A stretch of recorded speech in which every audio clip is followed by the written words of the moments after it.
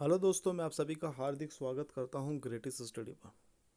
आज मैं फिर लाया हूं एक हिंदी न्यूज़पेपर की एक हेडिंग जो कि आज के न्यूज़पेपर में आई है। उम्मीद करता हूं कि मैं आपको जिस तरीके से समझाने की कोशिश करूंगा, आपको कोई भी क्वेश्चन डाउट नहीं रहेगा।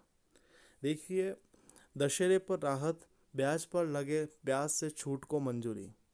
देखिए दोस्तों, आपको ये समझना होगा सबसे पहले कि ये जो बात बता रहे हैं कोरोना मोरिटोरियम, ये है क्या चीज़ है।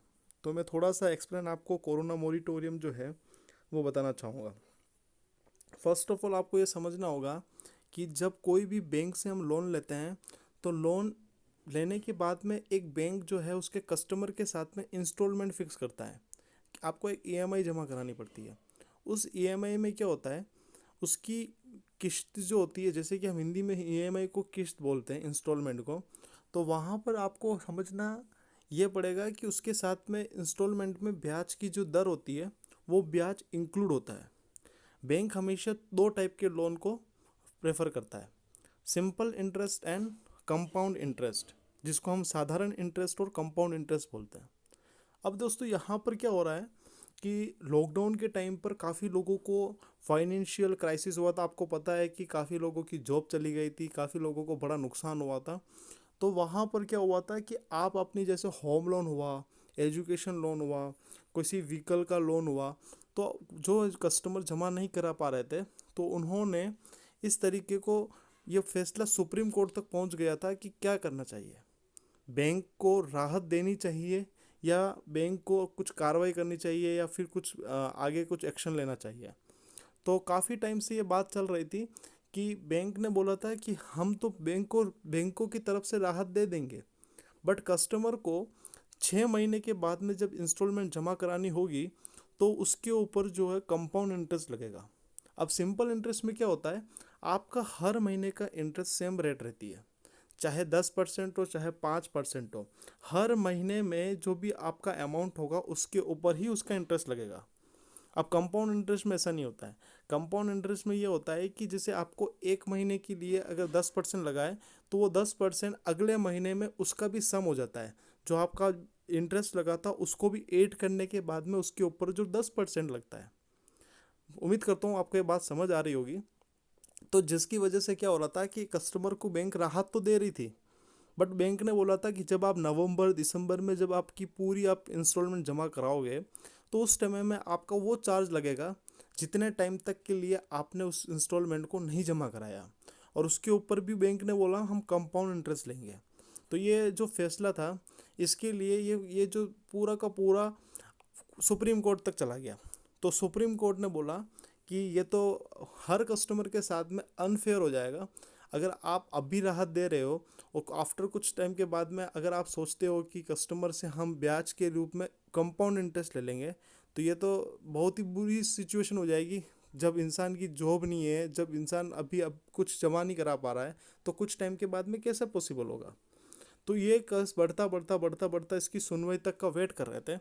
तो अभी इसका रिजल्ट पूरी तरह से निकल कर आया है। तो मैं आपको बताना चाहूँगा कि आज के न्यूज़पेपर में है, यही है। और दशहरे पर जो राहत मिली है वो इस चीज़ को बता रहा है कि अब क्या होगा, आपको इंस्टॉलमेंट जमा करानी है।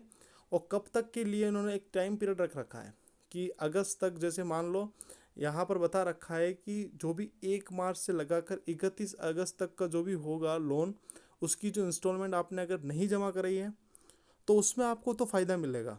और अगर जिसने जमा करा दिए तो उसका जो इंटरेस्ट लगा होगा वो कैशबैक के रूप में आपके अकाउंट में उसको ट्रांसफ़र कर दिया जाएगा। अब ये प्रोसेस कैसे होगी, आपको करना कुछ नहीं है कि इस टाइम पीरियड के दौरान आपने मान लो इंस्टॉलमेंट जमा नहीं कराई, अब आप दिसंबर में जमा कराते हो या 2021 में जमा कराओगे, तो उसमें आपको उस टाइम पीरियड के दौरान जो ब्याज लगा था, जिसकी बैंक बात कर रहा था कंपाउंड इंटरेस्ट की, वो आपको जमा नहीं कराना है। अब गवर्नमेंट ने ये फैसला किया है कि अब जो भी लोन होगा उसके ऊपर जो इंस्टॉलमेंट का एक्स्ट्रा मनी होगा, एक्स्ट्रा अमाउंट जो होगा, वो केंद्र सरकार की तरफ से बैंकों को दिया जाएगा। इससे क्या होगा, बैंकों को भी नुकसान नहीं होगा, एक कस्टमर को जो राहत चाहिए थी वो भी राहत मिल जाएगी, और केंद्र सरकार ने अपनी तरफ से जो कस्टमर की हेल्प की है वो हेल्प भी हो जाएगी। तो उम्मीद करता हूँ कि आपको ये पूरी न्यूज़ समझ आ गई होगी। ये मोरिटोरियम का जो केस है वो समझ आ गया होगा। अब क्या होगा, 5 नवंबर तक खाते में जितनी भी पैसा है उसकी छूट की रकम हो जाएगी 1.6% तक, आपको ब्याज का माफ़ कर दिया जाएगा। अब ये 1.6 दोस्तों देखिए, अब ये अलग अलग पेमेंट पे अलग अलग होगा। जैसे कि किसी का मान लो लोन जो है वो कितना है, 50 लाख का लोन है, तो उसके ऊपर जो आपको मिलेगा 3,466 3,466 रुपीज़ तक का फ़ायदा होगा।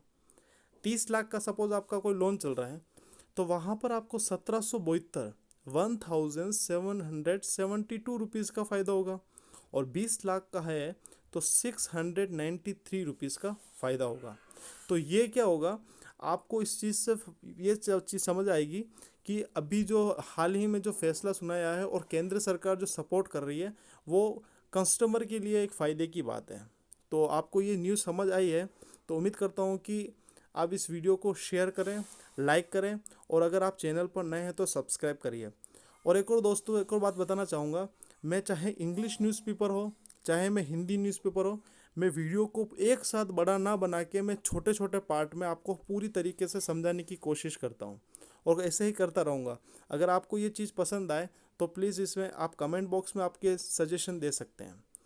उम्मीद करता हूँ कि आपको इस न्यूज़ का पूरा मतलब समझ में आ गया होगा कि यह मॉरिटोरियम होता क्या है, सिंपल और कंपाउंड इंटरेस्ट का कौन सा प्रॉब्लम चल रहा था, और किसने अब आपको कितने टाइम पीरियड के लिए, कितने टाइम पीरियड से लगाकर कितने टाइम पीरियड तक को लिए आप लोग गवर्नमेंट ने छूट दे रखी है और बैंकों ने छूट दे रखी है। उम्मीद करता हूँ दोस्तों आपको वीडियो पसंद आया होगा। Thank you so much.